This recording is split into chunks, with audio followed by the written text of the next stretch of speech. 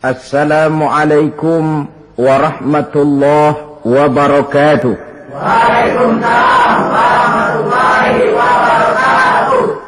Bismillahirrahmanirrahim. Alhamdulillahi rabbil alamin. Wassalatu wassalamu ala ashrafil anbiya'i wal mursalin. Sayyidina wa maulana Muhammadin wa ala alihi wa ashabihil mujahidin at-tahirin, amma ba'du. Saudara-saudara kaum muslimin rahimakumullah. Pada pertemuan kita kali ini, kita akan membicarakan masalah yang berkenaan dengan khitan.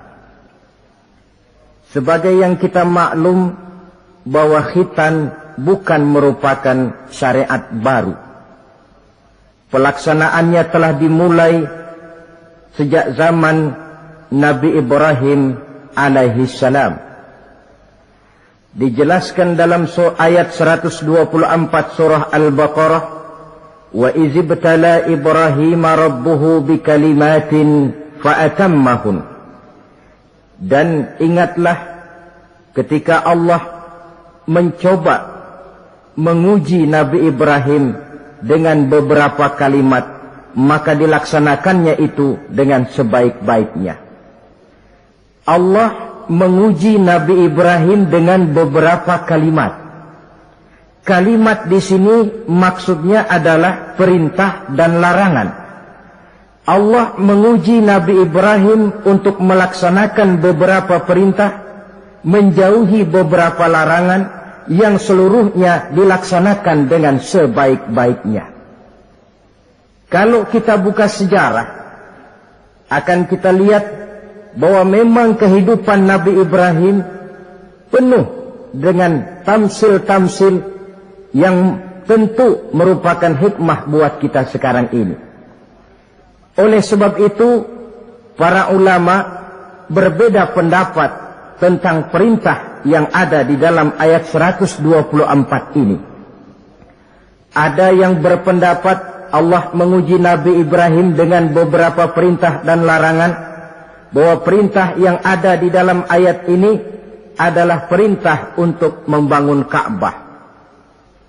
Ada juga yang mengatakan perintah untuk menyembelih putranya Nabi Ismail alaihi salam.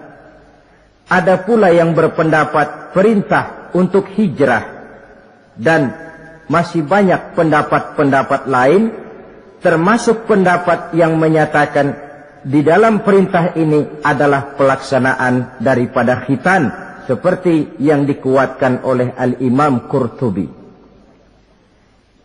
Kesimpulannya adalah seperti yang dijelaskan oleh Al-Imamul Jalil Al-Hafiz Imaduddin Abil Fida Ismail Ibn Katsir.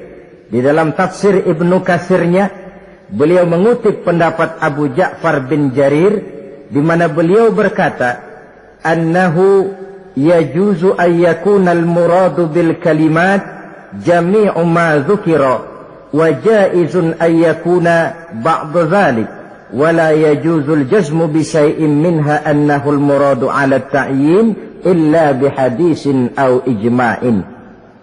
Kesimpulannya ialah bahwa yang dimaksud dengan perintah dan larangan dalam ayat ini adalah seluruh yang ditemui oleh Nabi Ibrahim dalam perjalanan hidupnya, atau sebagiannya, tetapi tidak boleh menetapkan bahwa perintah dalam ayat ini cuma satu saja, kecuali berdasarkan hadis atau ijma'. Dengan kata lain, termasuklah khitan di dalam kalimat wa izibtala Ibrahim rabbuhu bikalimatin fa'atammahun. Kesimpulannya ialah syariat khitan dimulai oleh Nabi Ibrahim alaihi salam. Ini dari segi sejarahnya. Menurut hadis Imam Bukhari dan Muslim, ketika turun perintah khitan ini, umur Nabi Allah Ibrahim sudah mencapai usia 80 tahun. Kita bisa bayangkanlah ini, umur 80 tahun turun perintah khitan. Di zaman tentu belum ada pisau cukur, belum ada gunting, belum ada silet. Sedangkan pada usia 80 tahun kulit itu biasanya sudah mulai agak keras. Turun perintah untuk melaksanakan khitan.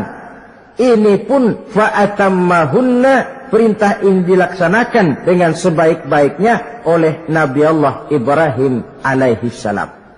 Diteruskan syariat ini kemudian oleh putra-putra beliau yang juga menjadi nabi dan rasul, seperti Nabi Ismail, Nabi Ishak, dan terus oleh para nabi-nabi sesudah beliau sampai kepada Nabi kita Muhammad sallallahu alaihi wasallam.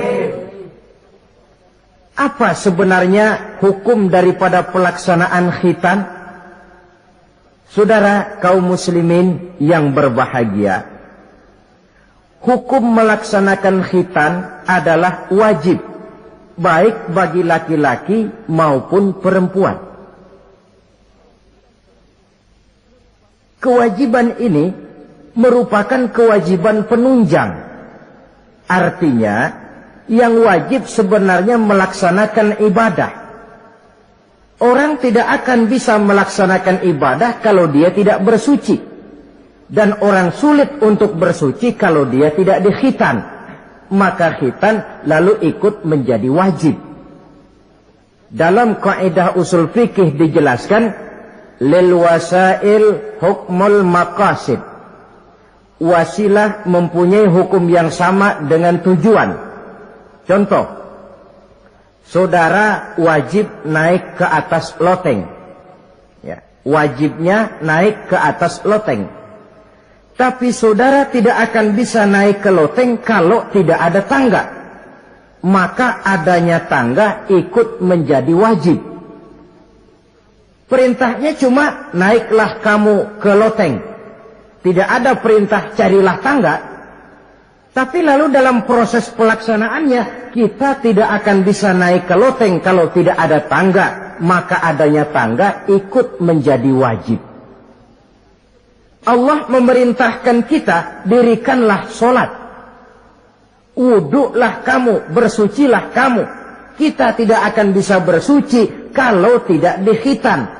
Maka khitan itu ikut menjadi wajib hukumnya. Bisa juga dengan kaidah ma la yatimmul wajib illa bihi fahuwa wajib. Suatu pekerjaan yang tidak akan sempurna tanpa sesuatu hal lain, maka sesuatu hal lain itu ikut menjadi wajib juga adanya. Kita tidak akan bisa naik ke atas loteng kalau tidak ada tangga, maka adanya tangga itu ikut menjadi wajib. Di dalam kitab Ghayatul Bayan ala Zubadi bin Ruslan dijelaskan, wal khitanu wajibun ala dzakari wal unsa. Dan khitan itu wajib hukumnya bagi orang Islam laki-laki maupun perempuan. Libalighin akilin muhtamilin lahu, yang sudah balik, berakal dan sanggup menahan rasa sakit. Satira binasbi kamratin qata'a wahiyal kulfatu minadz zakari wal ismu binasbihi aidan min unsa. Yaitu memotong kulit kamrah yang menutupi daripada zakar seorang laki-laki. Adapun bagi perempuan, memotong asal nama potong, tidak seperti halnya laki-laki. Sebab apa? Sebab kulit yang dipotong yang disebut kulfah itu menghalangi orang daripada beristinja secara sempurna. Kalau istinjaknya sudah tidak sempurna, maka wuduknya tentu tidak sah. Kalau wuduknya tidak sah, maka sholatnya pun juga ikut jadi tidak sah. Oleh sebab itu, bagi laki-laki merupakan dosa besar kalau dia tidak berkhitan. Ini menurut pendapat Imam Ibnu Hajar. Sedangkan bagi perempuan, karena tidak dikhitannya itu tidak menghalangi istinjaknya, tidak merupakan dosa besar, hanya saja berdosa tidak mengikuti syariat yang diteruskan dari Nabi Ibrahim oleh Nabi kita Muhammad sallallahu alaihi wasallam. Saudara-saudara, ini sekelumit tentang sejarah dan hukum daripada pelaksanaan khitan. Nah, sekarang kita lanjutkan dengan apa hikmah yang bisa diambil daripada pelaksanaan khitan dalam kerangka pembentukan pribadi muslim. Hikmah yang pertama, kalau setiap muslim ditanya kepengen punya anak macam apa, saya yakin jawabannya pasti sama, kepengen punya anak soleh. Betul apa betul? Betul. Apa ada di sini yang kepengen punya anak jadi garong? Tidak. Saya kira jangankan kita yang insya Allah termasuk orang baik-baik, orang yang tidak baik saja tidak pengen kok anaknya tidak baik. Maling saja tidak pengen anaknya jadi maling. Copet saja tidak kepengen anaknya jadi copet. Dia masih bisa bilang sama anaknya, "Nak, bapakmu sudah kadung jadi maling, kamu jangan nurunin." Itu yang ketahuan malingnya. Maling saja tidak pengen kok anaknya jadi maling, apalagi yang bukan maling. Tapi anak yang soleh ini, saudara, bukan proses yang sekali jadi. Anak soleh tidak akan muncul dengan simsalabim. Anak soleh tidak muncul dengan slogan. Prosesnya sudah diawali oleh pribadi sang calon bapak dan calon ibu daripada anak itu. Itulah sebabnya untuk mendapatkan anak yang soleh ada dua usaha yang harus dilaksanakan. Pertama, usaha zohir, artinya usaha yang kelihatan oleh pandangan mata. Apa saja yang termasuk usaha zohir ini? Pertama, pribadi calon bapak dan calon ibunya. Kalau bapaknya ahli sujud, ibunya gemar hadir di majelis taklim, meresap ke dalam kepribadian anak, ikut membentuk dirinya, sifat-sifat yang baik ini diharapkan akan menurun kepada si anak. Pribadi calon bapak dan calon ibu. Sebab ma fil aba fil abna. Bagaimana kebiasaan orang tua, begitulah anak. Kata pepatah, kalau bapak kencing berdiri, jangan heran anaknya kencing kabur. Kalau bapaknya bangun pagi jam 8, insya Allah anaknya jam 9. Jangan berharap anak mau sholat subuh. Kenapa? Bapaknya kasih contoh macam itu. Lalu suasana di rumah tangga, termasuk yang dimakan, yang diminum, termasuk pakaian kedua orang tuanya, ikut membentuk proses anak yang soleh ini. Kita kan tahu Rasulullah Sallallahu Alaihi Wasallam bersabda di dalam hadisnya, "Inna ahadakum yujma'u khalquhu fi batni ummihi arba'ina yawman nutfah." Tiap kamu diciptakan Allah dalam rahim ibunya itu 40 hari nutfah. Nutfah itu maaf, air kotor yang kalau ketemu di jalan kita jijik, dijual juga nggak laku, tapi kita berasal dari situ.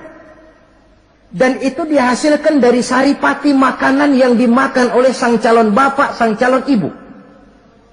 Kalau calon ibu dan calon bapak senang memakan makanan yang haram, senang meminum minuman yang haram, maka itu akan melahirkan saripati makanan yang membentuk sperma yang dihasilkan dari makanan-makanan haram. Itu pun akan ada pengaruhnya dalam proses pembentukan anak yang soleh. Saya dulu berpikir, kenapa Islam ini kok kelihatannya sedikit-sedikit mesti ada doanya. Orang mau makan ada doanya, orang mau berpakaian ada doanya, berdiri di muka cermin berkaca ada doanya.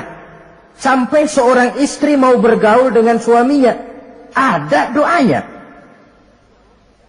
Pemikiran ini terjawab setelah saya telaah dan menemukan di dalam kitab Ihya-nya Imam Al-Ghazali.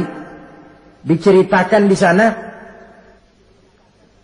bahwa iblis yang tugasnya menggoda orang-orang kafir, badannya gendut-gendut. Sedangkan iblis yang tugasnya menggoda orang Islam, badannya kurus, krempeng, ceking kayak morfinis. Satu hari ketemu di jalan, karena satu profesi, ngobrol. Ini iblis yang tugasnya menggoda orang kafir bertanya kepada iblis yang tugasnya menggoda orang Islam. Badanmu kenapa kurus macam begitu? Kata yang menggoda orang Islam, bagaimana saya tidak mau kurus? Saya ini ditugaskan menggoda orang-orang Islam. Orang Islam itu kalau dia mau minum, dia baca bismillah. Bismillah racun, saya nggak bisa ikut minum. Dia mau makan, baca bismillah. Bismillah racun lagi, saya nggak bisa ikut makan. Dia mau tidur, tarik selimut, dia baca bismika Allahumma ahya wa amut, racun lagi aja. Saya nggak bisa tidur di selimut, terpaksa tidur di emper, mana keanginan. Dia mau bergaul sama istrinya, dia baca Allahumma jannibna syaitan wa jannibis syaitan fima razaqtana, racun lagi. Saya nggak bisa bantuin, cuma ngeliatin dari jauh. Bagaimana enggak kurus makan hati? Kata iblis yang badannya gendut-gendut, untung benar saya menggoda orang kafir yang enggak ada bacaan apa-apanya. Dia makan, saya ikut makan. Dia minum, saya ikut minum. Dia tidur di selimut empuk, saya masuk ke dalamnya. Dia bergaul sama istrinya, dikit-dikit saya bantuin.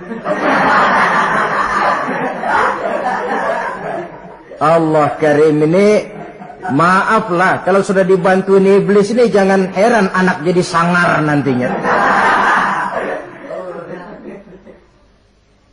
Jadi sejak proses produksi awal, Islam sudah mengajarkan hal yang sedemikian rupa. Pribadi calon ibu bapaknya baik, makanan, minuman, dan pakaian terdiri dari yang halal. Suasana beragama kelihatan di rumah tangga. Ibu ahli sujud, bapak ahli sujud. Ini termasuk proses usaha yang zahir dari orang tua yang menginginkan anak yang soleh. Sampai terjadi proses kehamilan. Proses kehamilan itu kata Nabi 40 hari yang pertama nutfah, 40 hari yang kedua alaqah, 40 hari yang ketiga mudghah. Mudghah itu embrio, cikal bakal bayi. Setelah proses 3 kali 40 hari itu, barulah ditiupkan ruh ke dalam rahim sang ibu. 120 hari atau 4 bulan, perempuan yang hamil itu baru terasa perutnya bergerak-gerak. Ini berdasarkan pengalaman perempuan. Saya sendiri kebetulan alhamdulillah belum pernah hamil.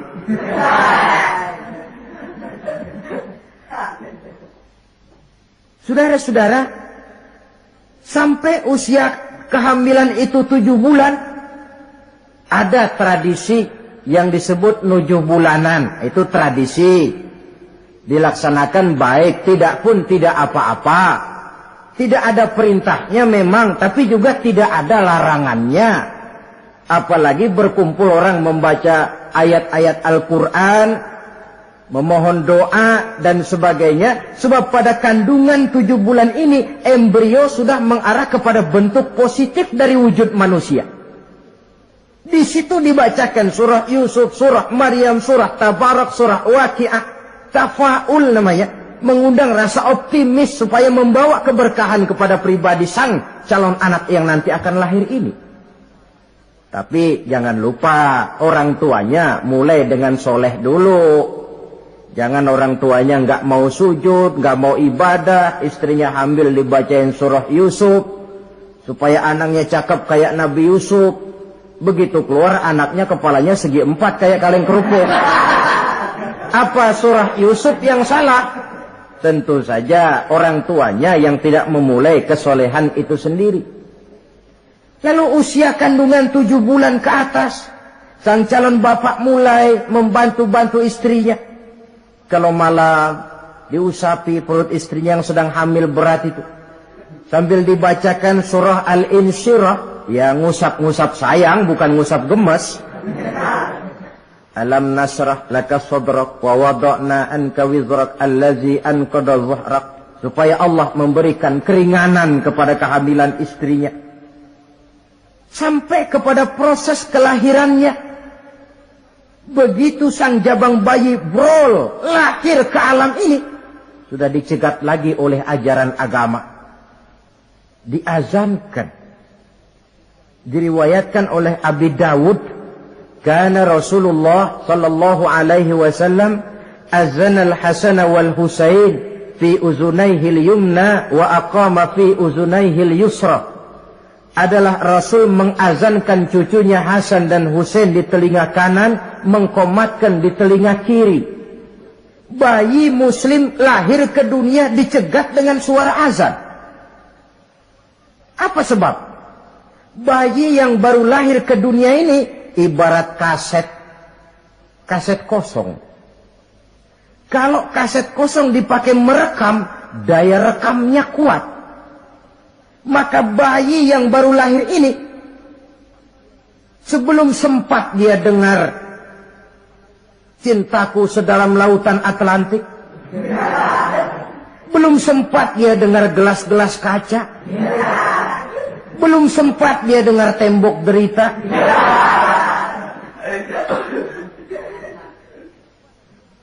belum sempat dia menikmati serak-serak basahnya suara Frank Sinatra atau merdunya suara Madonna. Rekaman pertama yang masuk lafzul jalalah, Allahu Akbar, Allahu Akbar. Belum sempat dia dengar yang lain. Keagungan Allah yang didengarnya. Kaset kosong diisi dengan rekaman pertama berupa lafzul jalalah. Saudara hadirin yang saya hormati, lalu datang kewajiban orang tua setelah sang anak lahir. Apa itu? Memberikan nama. Jangan lupa, ini proses pembentukan anak yang soleh. Memberikan nama. Walaupun William Shakespeare pernah bilang, what is a name? Apa sih arti sebuah nama? Cuma nama saja kok. Biar adanya di atas lumpur, kalau memang intan, ya tetap intan. Nama itu tidak banyak artinya. Namun pada hakikatnya, nama merupakan bagian daripada doa. Itulah sebabnya Islam mengajarkan khairul asma'i ma hummida wa ubbida. Sebagus-bagus nama yang mengandung pujian atau menggambarkan kehambaan seseorang kepada Tuhan.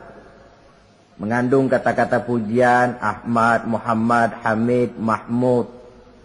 Mengandung nilai kehambaan seperti Abdurrahman, Abdurrahim, Abdurrauf. Jangan mentang-mentang ada di Quran, anak dinamai Jahannam. Wah, kenapa Jahannam? Itu kan ada di Quran, Pak. Iya, di Quran, tapi lempengan neraka itu. Nah, sekarang ini saya melihat gejala akibat rasa malu beragama. Kan zaman sekarang kadang ada tuh orang malu mengakui Islamnya. Bertemu teman, Assalamualaikum, malu, minder. Berangkat ngaji bawa Quran, malu, minder, rendah diri. Malu mengakui Islamnya. Termasuk diberikan nama yang berbau-bau Islam ini. Malu katanya, kampungan. Bapaknya kasih nama bagus, Ibrahim. Lantaran pengen nyentrik, dia potong, Bram. Ibrahim kampungan, Bram aja nih lah. Ah, itu kan cuma nama, Pak. Memang begitu mulanya. Nabi pernah memberikan isyarat, la tattabi'anna sunnana man kana qablakum shibran bi shibrin. Suatu saat kau pasti akan mengikuti tingkah laku orang-orang sebelum kamu. Cuma cara kamu ngikuti sedikit-sedikit. Sejengkal, sehasta, semeter. Begitu enak kamu ikut-ikutan. Sampai yang kamu ikuti masuk ke lubang biawak. Kamu pun akan masuk juga ke dalamnya. Mula-mula nama malu pakai nama Islam. Dari nama pindah ke pakaian. Dari pakaian pindah ke pergaulan.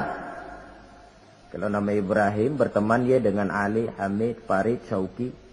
Sudah pakai nama Bram, masa Bram temennya soleh, nggak nyetel Kalau Bram kan temennya si Blacky. Nah, kalau sudah pindah ke pergaulan, yang saya khawatir pindah agama tidak terasa. Pindah agama tidak lagi terasa. Ini yang kita khawatir. Itulah sebabnya membudayakan nama yang baik ini perlu kita pelihara. Nama sebagian daripada doa. Tatkala orang tua memanggil kita dengan nama yang baik, sudah merupakan doa agar anaknya jadi orang baik-baik.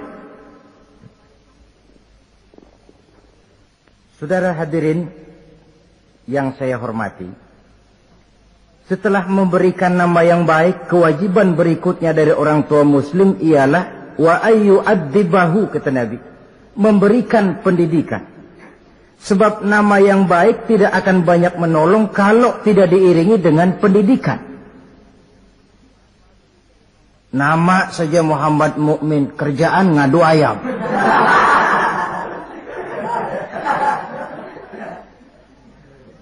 Nama yang baik tapi lantaran tidak diiringi dengan pendidikan, tidak akan banyak menolong. Nah, pendidikan ini dari mana dimulai? Dari rumah tangga. Al-bait madrasatul ula. Rumah tangga adalah sekolah yang pertama. Belum lagi anak kenal TK, ibtidaiyah, tsanawiyah. Yang dia kenal adalah rumah tangganya. Gurunya adalah ibu bapaknya. Dan proses mendidik anak ini tentu merupakan proses yang panjang. Memerlukan pengorbanan dari kedua orang tuanya. Namun prinsip lebih baik sekarang orang tua berkorban daripada menjadi korban. Kalau orang tua tidak mau berkorban untuk mendidik anaknya, percayalah pada suatu saat dia akan jadi korban dilawan oleh kebrutalan anaknya sendiri. Biarlah kita orang-orang tua ini peras keringat banting tulang. Pergi pagi pulang sore, kaki jadi kepala, kepala pun jadi kaki. Untuk satu cita-cita agar anak-anak kita kelak lebih baik daripada kita sekarang ini. Mendidik. Karena kian hari kita dihadapkan dengan kenyataan. Peledakan penduduk, sulitnya lapangan kerja, persaingan hidup yang makin tajam. Sulitnya ekonomi. Kalau anak kita tidak bekali dengan pendidikan, dia akan tersudut di pojok-pojok kehidupan. Untuk lebih banyak cuma jadi penonton daripada pemain di dalam kegiatan kehidupan ini.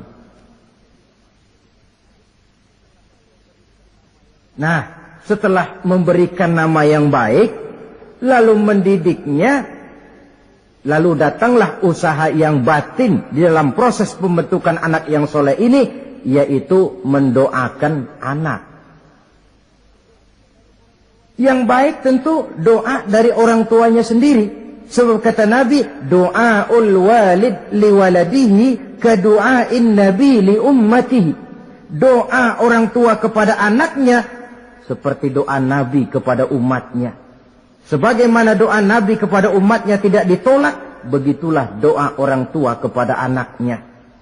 Di keheningan malam, si orang tua ini sering bangun, tahajud, sujud dia di hadapan Allah dengan menitikkan air mata, memohon doa dengan doanya Nabi Allah Ibrahim, Rabbi habli minas salihin. Ya Allah, berikan kiranya saya anak yang soleh. Nabi Ibrahim tidak minta anak pintar. Nabi Ibrahim tidak minta anak yang tampan. Nabi Ibrahim tidak minta anak yang kaya dan punya kedudukan tinggi. Yang beliau minta, Rabbi habli minas salihin. Ya Allah, berikan saya anak yang soleh. Kelihatan ini ketika beliau punya anak bernama Ismail. Lalu turun perintah Allah, hai Ibrahim, potong leher anakmu Ismail. Nabi Ibrahim bermusyawarah, Ismail, saya Abah, Allah memerintahkan saya untuk menyembelih leher kamu. Menurut pendapatmu bagaimana mimpiku ini, laksanakan atau tidak? Apa jawab Nabi Ismail? Ini bukti doa anak soleh. Abah, kalau memang itu benar perintah Allah, laksanakan Abah. Ya abati fa'al ma tu'mar, satajiduni insyaallah minas sabirin. Kalau memang itu perintah Allah, Abah, laksanakan, potong leher saya. Anak soleh. Kalau cuma anak pinter tapi nggak soleh, mungkin jawabannya nggak begitu. Nah, Bapak disuruh Allah menjembelih leher kamu. Bagaimana nak? Laksanakan, jangan. Mungkin dia akan jawab, kenapa saya, Bapak aja potong yang udah tuaan.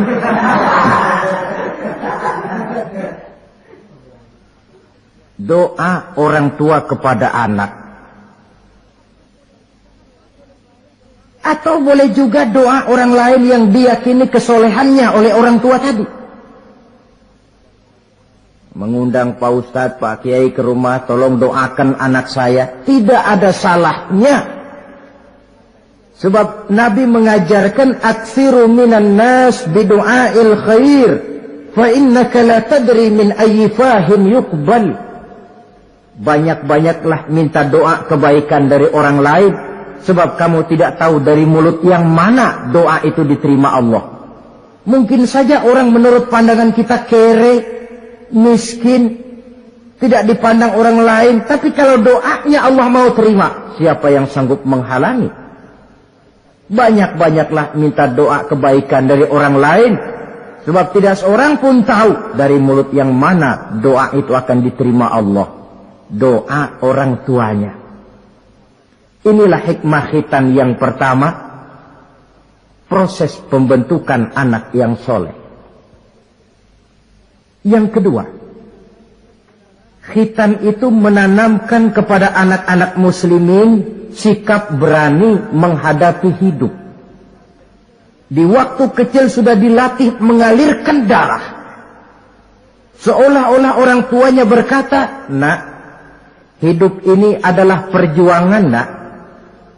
Perjuangan itu peras keringat, banting tulang, mengalirkan darah, kadang-kadang mengorbankan nyawa. Hidup bukan undian, nak. Jangan mengharap untung besar tanpa mau peras keringat. Berani hidup artinya berani menghadapi segala resiko yang ada di dalam hidup. Di zaman sekarang banyak orang yang takut menghadapi hidup. Pakaian mau bagus, makan mau enak, hidup mau terpandang dan dihargai orang, tapi kerja keras tidak mau. Paling-paling istilah orang maunya cuman hardolin. Hardolin itu bahasa Jerman, artinya dahar, modal, ulin.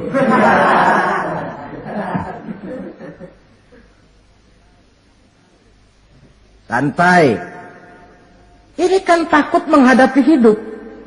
Atau melihat bahwa stres hidup begitu tinggi, lalu mengundi-ngundi hidup. Dipertaruhkannya hidup di meja judi, dipertaruhkannya hidup di gunung-gunung, memuja-muja setan, dan sebagainya. Itu pun termasuk orang yang takut menghadapi hidup. Tidak berani menghadapi resiko yang ada di dalamnya. Cuma khayal saja membumbung tinggi, tapi keberanian untuk bekerja keras tidak ada. Anak-anak muslimin sejak dini, sejak masih kecil sudah dilatih mengalirkan darah. Hidup ini perjuangan, nak. Bukan santai-santai, bukan berleha-leha, bukan berandai-andai.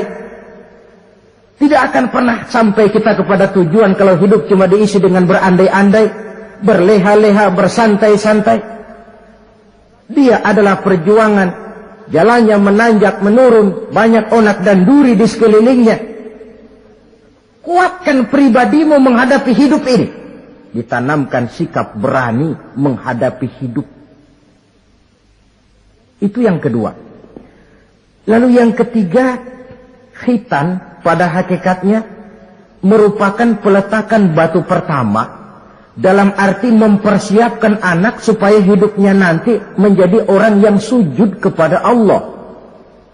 Secara tidak langsung orang tuanya seolah-olah berkata, "Nak, kamu dikhitan sekarang supaya nanti kamu bisa istinja, nak. Kalau kamu sudah bisa istinja, kamu bisa berwudu. Kalau wudumu sah, kamu bisa sholat." Peletakan batu pertamanya lewat khitan. Jadi kalau sudah dikhitan lalu dianggap selesai, sholat tidak diajarkan, wudu tidak diajarkan, ya sama saja dengan membangun rumah. Setelah peletakan batu pertama lalu tidak dilanjutkan dengan membangun yang lain, alang-alang yang bakal tumbuh. Sebab dalam realitanya nanti bukan cuma tubuh kita yang dikhitan, harta kita nanti dikhitan. Cuma khitan harta namanya zakat, infak, sodakoh. Itu kan harta dikhitan supaya bersih. Khitan juga namanya. Karenanya mengkhitan anak, mempersiapkan anak agar menjadi hamba Allah yang sesungguhnya. Menjadi manusia yang sujud kepada Allah Tuhannya. Itu merupakan prakondisi ke arah pembentukan manusia yang kelak akan sujud kepada Allah Rabbul Jalil.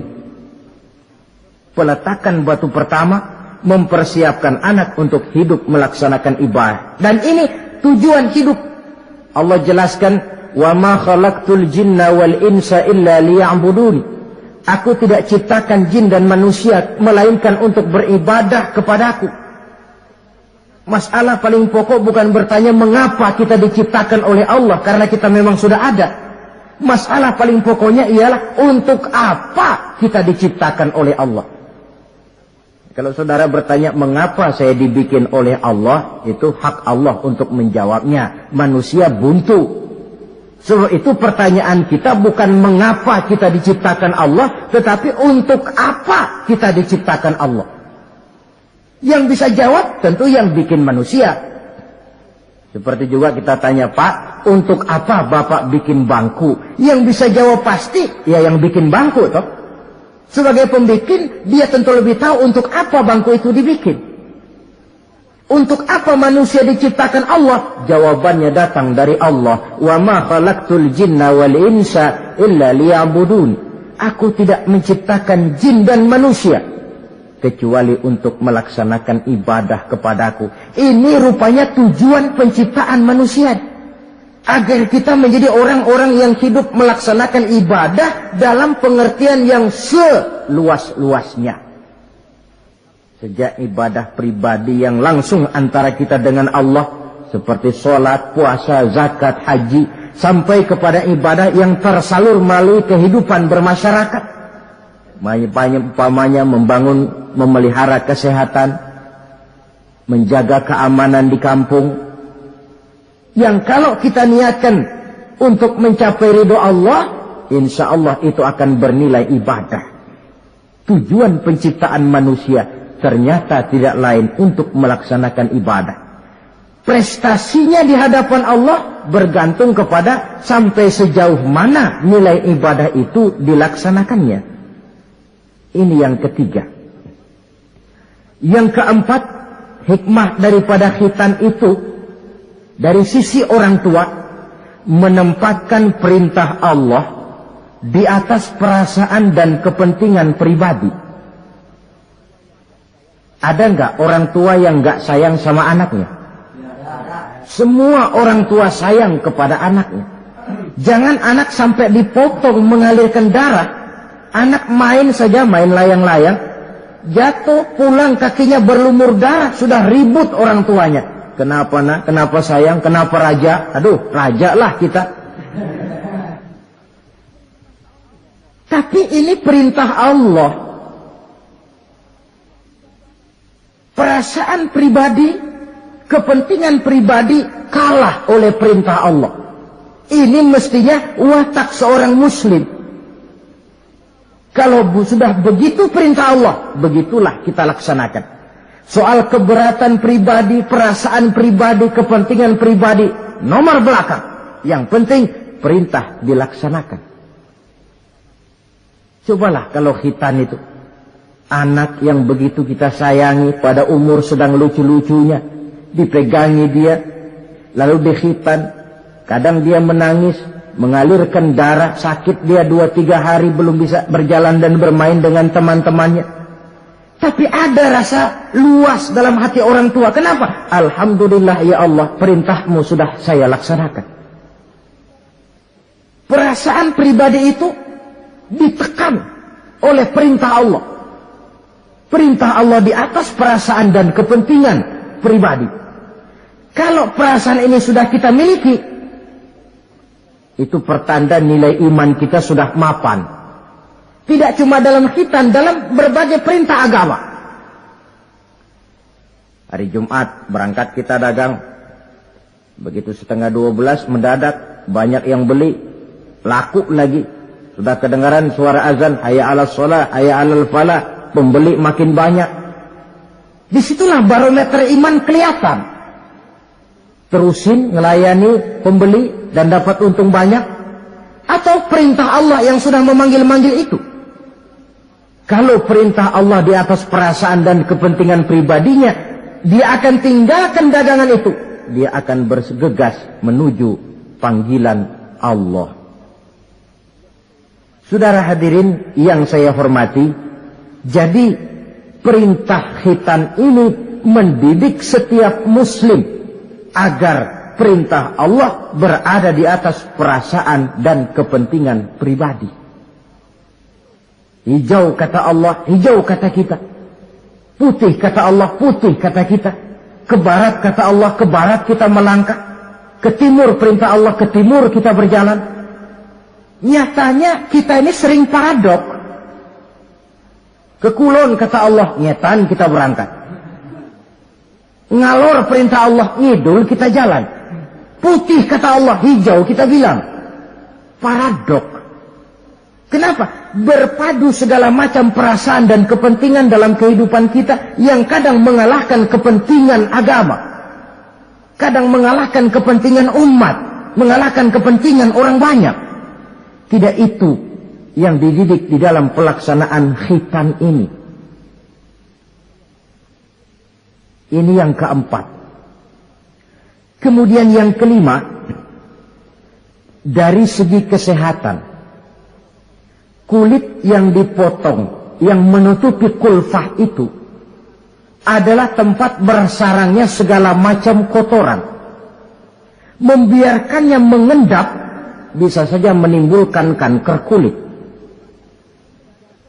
Maka untuk menjaga dan memelihara kesehatan, agama menganjurkan khitan. Di samping tentu ada unsur kepentingan biologis.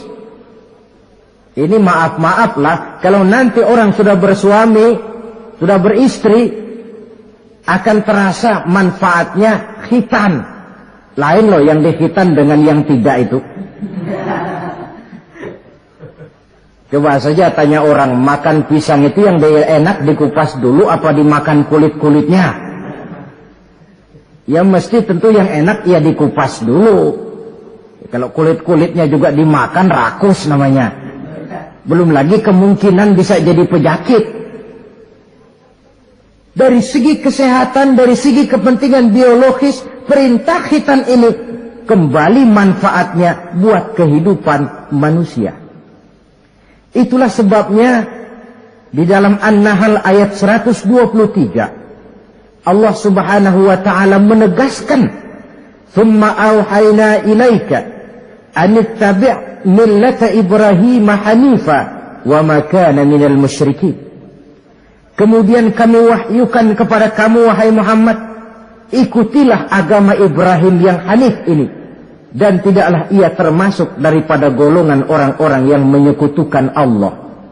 Artinya syariat khitan ini yang berasal dari sejarah kehidupan Nabi Ibrahim diteruskan oleh syariatnya yang dibawa oleh Nabi kita Muhammad sallallahu alaihi wasallam. Maka kalau ayat menjelaskan inna dina indallahil Islam, agama yang diridhoi Allah itu cuma agama Islam. Islam yang mana? Islam yang dibawa oleh Nabi Adam, diteruskan oleh Nabi Nuh, diteruskan oleh Nabi Ibrahim, diteruskan oleh Nabi Musa, diteruskan oleh Nabi Isa, dan disempurnakan oleh Nabi kita Muhammad sallallahu alaihi wasallam. Karena seluruh rasul yang 25 ini sumbernya sama, Allah. Prinsip ajarannya sama, la ilaha illallah. Cuma syariatnya saja yang agak berbeda, disesuaikan dengan situasi dan kondisi dari umat yang dihadapi oleh rasul itu. Nabi Sulaiman misalnya ada sholat, tapi sholatnya Nabi Sulaiman tidak pakai ruku dan tidak pakai sujud, berdiri saja. Zaman Nabi Nuh ada puasa, tapi puasanya versi Nabi Nuh lain dengan puasanya versi kita sekarang ini. Syariat berbeda sesuai dengan situasi dan kondisi. Tapi khitan sejak Ibrahim, Ismail, Ishak, sampai kepada Musa, sampai kepada Isa, sampai kepada Nabi kita, terus berkelanjutan sampai hari akhir nanti. Jadi bukan merupakan syariat baru. Pengukuhannya dalam An-Nahl 123 ini, aku wahyukan kepada Muhammad, ikuti agama Ibrahim ini, agama tauhid, yang diantara syariatnya adalah pelaksanaan khitan. Sedangkan Ibrahim seorang yang hanif. Hanif ini lebih tinggi daripada sekedar taat. Kalau orang yang taat itu contohnya begini, nak, tolong taruh ini gelas di pinggir meja, nak. Kalau dia taat ya apa adanya, ditaruh saja tuh gelas di pinggir meja. Orang yang hanif lain, mikir. Iya, kalau ditaruh di pinggir kan gampang kesenggol orang, jatuh ke bawah, pecah. Biar diperintah taruh di pinggir, taruh aja di tengah dah, biar aman. Ini hanif namanya. Tingkatan yang lebih tinggi daripada taat. Nabi Ibrahim seorang yang hanif. Tidak ada perintah Allah yang tidak dilaksanakan dengan sebaik-baiknya. Sampai pun perintah memotong anak sendiri. Saya kira kalau perintah macam begini turun kepada orang zaman sekarang, banyak yang bubar jadi orang Islam. Potonglah leher anakmu, udahan aja dah. Dan memang perintah itu cuma untuk menguji kekuatan mental Nabi Ibrahim alaihissalam. Perintah menyembelih leher anak, perintah membangun Ka'bah, perintah hijrah keluar dari kampung halamannya sampai mengembara ke negeri Syam. Perintah ujian menghadapi api yang dinyalakan oleh Raja Namrud. Belum lagi perintah menghadapi kekufuran daripada kaumnya, menghadapi orang tuanya sendiri yang adalah produsen berhala. Bisa kita bayangkan ini, anaknya penegak tauhid, bapaknya produsen berhala. Tapi itulah agama, syarat dengan contoh. Yang anak bapaknya nabi, anaknya bajingan. Yang anaknya nabi, bapaknya pembuat berhala. Karena memang hidayah itu adalah hak prerogatif dari Allah Subhanahu wa ta'ala. Diberikan kepada siapa saja yang dikehendakinya. Saudara-saudara kaum muslimin rahimakumullah. Oleh sebab itu, saya mengajak kepada seluruh umat Islam, kalau melaksanakan walimatul khitan, mengkhitan anak, boya sudah lewat masanya cuma sekedar diramein dengan layar tancap atau orkes madun. Akan lebih positif kalau diisi dengan dakwah, pengajian, ceramah yang menjelaskan tentang hikmah daripada walimatul khitan ini. Yang ditinjau dari segi apapun, mengadakan pengajian itu lebih menguntungkan. Baik pribadi, baik yang mengadakan walimah, baik bagi masyarakat. Ketimbang walimah dengan berfoya-foya. Apalagi hadis mengingatkan kita, kata Nabi begini, man sanna sunnatan hasanatan falahu ajruha wa ajru man amila biha. Siapa yang memulai satu kebajikan, dia akan mendapat pahala dan pahala dari orang-orang yang mengikuti kebajikan itu. Saudara nyunatin anak, mengadakan pengajian, undang kiai, banyak orang yang hadir, saudara akan dapat pahala dan juga dapat pahala dari seluruh orang yang hadir. 1000 orang yang hadir, 1000 saudara dapat pahala. Sebaliknya kata Nabi, wa man sanna sunnatan sayyi'atan falahu ismuha wa ismu man amila biha. Siapa yang memulai satu kejahatan, dia akan mendapat dosa dan dosa dari seluruh kejahatan yang terjadi pada malam itu. Jadi kalau saudara nyunatin anak, pesta, mengundang apa film, apa orkes, maka seluruh maksiat yang terjadi pada malam itu, di tempat itu, saudara ikut dapat dosanya. Kenapa? Sponsornya saudara. Iya, tapi kan saya nggak suruh mereka maksiat, Pak. Betul. Tapi bisanya mereka maksiat kan karena sarana disediakan. Sponsornya itu. Jadi sponsor kebajikan mendapat pahala. Sebagaimana sponsor kejahatan pun akan mendapat pahala dari nilai kejahatan yang ditimbulkannya. Belum lagi segi keberkahannya. Belum lagi banyaknya orang-orang yang berdoa. 1, 2, 3, 40 orang berkumpul mendoakan anak kita. Masuk dalam hadis doaul arba'in ka doail wali. Doa 40 orang yang berkumpul sudah sama dengan doanya seorang wali. Jangan, inilah yang sering saya istilahkan, kita ini kadang-kadang kontradiksi. Nikah secara Islam, ngadep penghulu, ada 2 saksi, pakai ijab kabul. Tapi nanti pestanya secara Nasrani, gaya hidup rumah tangganya gaya Yahudi. Nikahnya, khitannya cara Islam, pestanya gaya Yahudi, pendidikan anaknya cara Nasrani. Akhirnya pribadi anak jadi tidak karu-karuan, terlalu banyak diwarnai. Bukankah Nabi menyatakan kullu mauludin yuladu 'alal fitrah wa abawayhi yuhawidanihi aw yumajjisanihi aw yunassiranihi atau kama qala. Setiap bayi dilahirkan dalam keadaan suci, bersih. Tidak ada dosa warisan dalam Islam. Tidak ada anak haram jadah dalam Islam. Yang haram jadah itu perbuatan bapak moyangnya itu. Anak lahir suci, bersih, seperti kertas putih.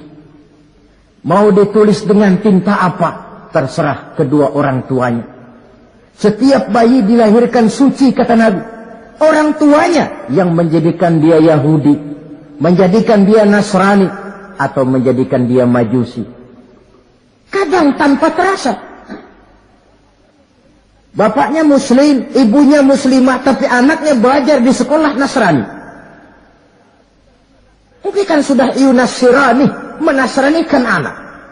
Sekolahnya di sekolah Yahudi, sekolahnya di sekolah Majusi, menjadi pemuji api. Dan anak lebih dari sekedar buah mata belahan hati, dia adalah amanah dari Allah. Gara-gara anak, orang tua bisa sampai ke surga. Pun gara-gara anak, banyak orang tua masuk neraka. Amanah yang disia-siakan akan menjadi beban daripada orang tua itu sendiri. Oleh karena itu, sekali lagi saya mengajak, hidupkan tradisi yang baik dengan memperbanyak pengajian-pengajian, baik dalam walimatul khitan, walimatul arus, atau berbagai kesempatan yang memang mungkin untuk itu. Makin banyak dakwah dan pengajian, insya Allah makin terasa akibat positifnya bagi masyarakat, agama, bangsa, dan negara yang kita cintai ini. Nah, saudara, inilah selintas tentang khitan pada pertemuan kita kali ini. Mudah-mudahan ada hikmahnya. Terima kasih banyak atas segala perhatian. Mohon maaf atas segala kekurangan. Usikum wa nafsi bitaqwallah. Aqulu qawli hadha fa astaghfirullahal azim li wa lakum. Wassalamu alaikum warahmatullahi wabarakatuh. Waalaikumsalam warahmatullahi wabarakatuh.